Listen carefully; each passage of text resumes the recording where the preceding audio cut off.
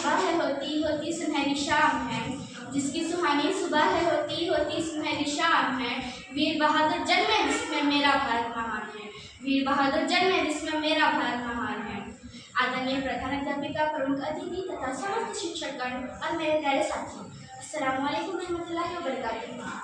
साथ ही साथ आप सभी को स्वतंत्रता दिवस की हार्दिक शुभकामनाएं देती हूँ। और सबसे पहले तो मैं आपको अपने विचारों का विषय बताती चलिए। राष्ट्रप्रथम सर्वप्रथम, यानी नेशन फर्स्ट ऑलवेज फर्स्ट। सर्वप्रथम मैं अपने भारत देश को सलाम करती हूँ और अपने भाषण का प्रारंभ करती हूँ और कल्पना करती हूँ उस दृश्य की जब मध्य रात्रि में लाल किले की प्राचीर से पंडित जवाहरलाल नेहरू ने तिरंगा लहराकर 200 सालों का ब्रिटिश राज का अंत किया होगा। और तब से लेकर आज तक 15 अगस्त के दिन हर प्रधानमंत्री इस परंपरा को निभाता आ रहा है। दोस्तों, यह हमारा सौभाग्य है जब हम आज़ाद भारत में पैदा हुए, लेकिन आज़ादी की कीमत समझना भी हमारे लिए अशद जरूरी है। प्रकाश का महत्व जैसे अंधकार की छा जाने तक पता चलता है, उसी तरह से स्वतंत्रता का असल मूल वही समझ सकता है जिसने कभी स्वतंत्रता की बेड़ियां महसूस की हों।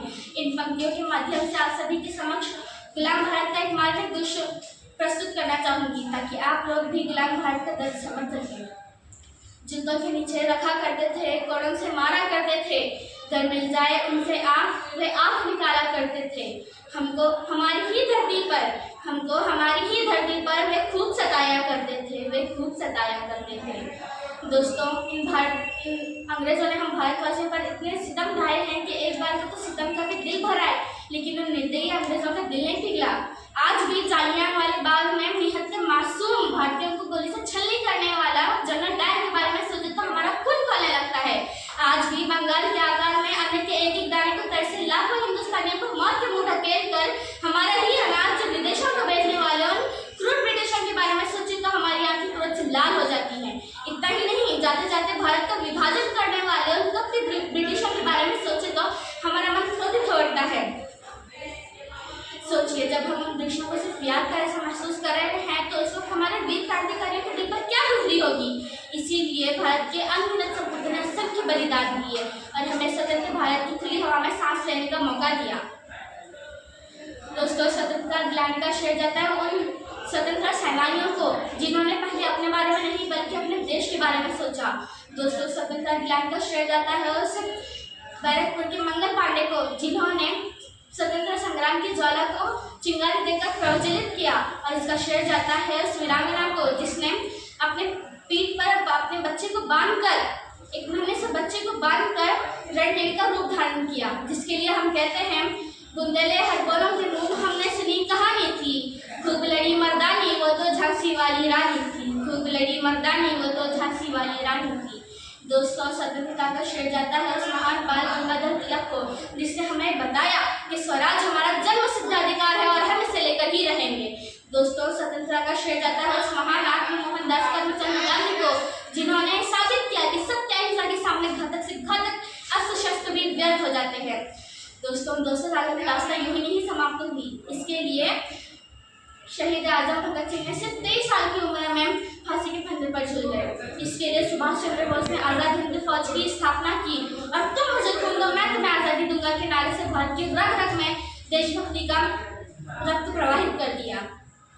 इसके लिए श्रेय जाता है सुभाष चंद्र बोस, सरदार वल्लभ भाई पटेल, मौलाना अबुल कलाम आज़ाद और पंडित जवाहरलाल जैसे स्वतंत्रता सेनानियों को जिन्होंने अपने वतन की आज़ादी के लिए असंख्य बलिदान दिया।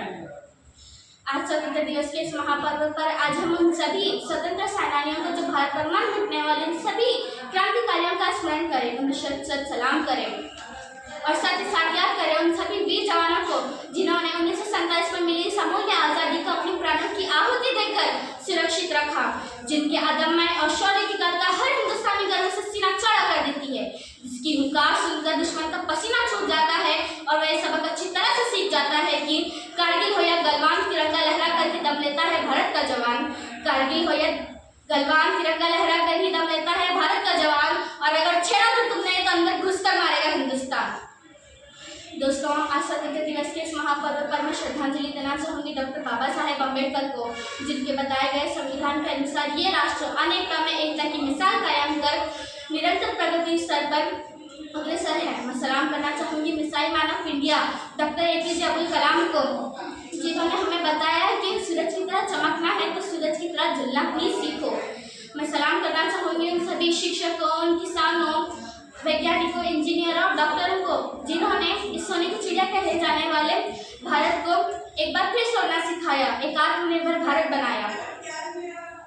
और सबसे बढ़कर इसका श्रेय जाता है लाखों करोड़ों गुमनाम भारतीयों का, जिनका इतिहास के पन्ने में कहीं जिक्र नहीं है, लेकिन भारत की आंखें उनका निस्वार्थ त्याग देखकर नम जरूर हुई होंगी।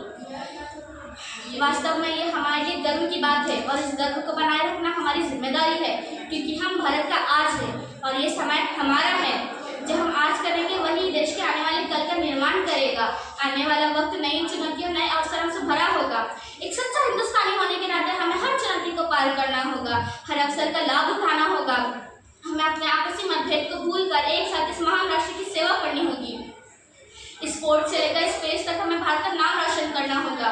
बेरोजगारी और गरीबी जैसी समस्याओं का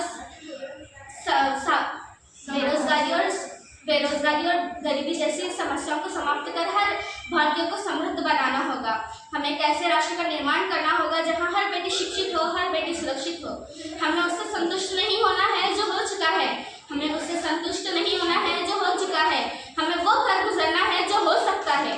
अंत में फिर से आप सभी को स्वतंत्रता दिवस की हार्दिक शुभकामनाएं देती हूँ और ये वचन देते हुए अपने विचार को विराम देती हूँ। ऐ भारत भरोसा रख अपने नौजवानों पर, ऐ भारत भरोसा रख अपने नौजवानों पर, हम तिरंगा गाड़ देंगे आसमानों पर। जय हिंद, जय भारत।